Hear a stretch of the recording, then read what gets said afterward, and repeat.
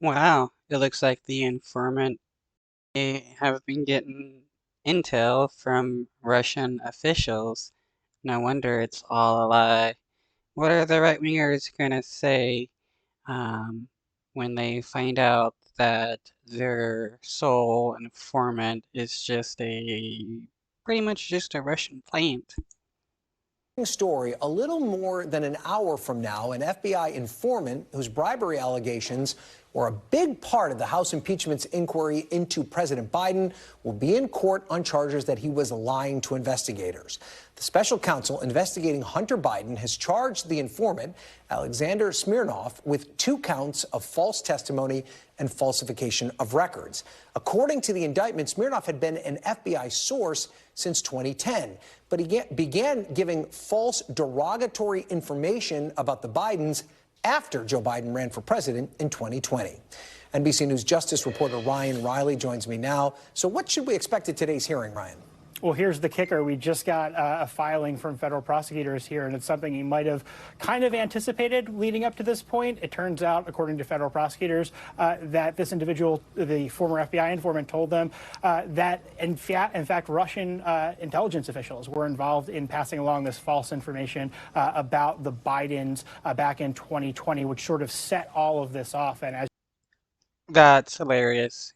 The informant admits that he was getting his information from Russian officials. you sort of mentioned, has been really sort of a linchpin of the Republican efforts against Joe Biden. They've pointed back to that over and over again, saying that this FBI source, this credible FBI source who had been with the FBI, affiliated with the FBI since 2010, had in fact told that to his FBI handler back in 2020 and sort of gave it this credibility. And this just sort of guts all of it. This shows that the FBI needs to be better at vetting the information they get and the people they use as informants. Um, it's wild that the FBI just now found out that their informant was getting intel from Russian officials. Of that, because now, of course, he has been criminally charged with lying to the FBI about those contacts. And what the FBI or what the prosecutors are saying in this new filing is that, you know, the work of Russian intelligence officials might have been involved here. At least that's what this individual, the FBI informant, the former FBI informant, is now saying. You know, Ryan, I think it's important to point out, as this does serve as kind of a backbone to the impeachment inquiry, one of the things that Democrats were arguing when Republicans brought this up is that these tip sheets, which is kind of the basis of this Smirnoff allegation, are not reliable sources of information as it relates to an investigation. And wasn't it for this exact reason that there was the potential that the source wouldn't be telling the truth?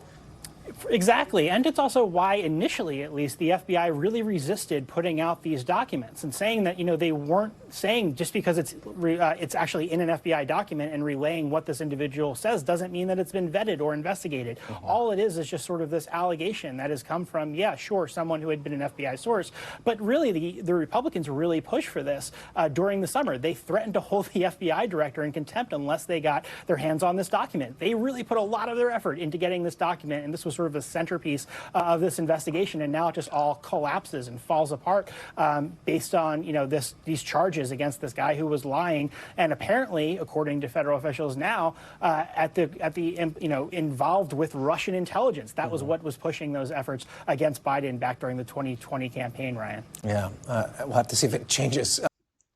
Yeah, it's obvious that right wingers are not going to care that this informant was given false information by Russia, being the fact that, like a lot of Trump's base supports Russia, and a lot of them don't even care if they're told lies or not.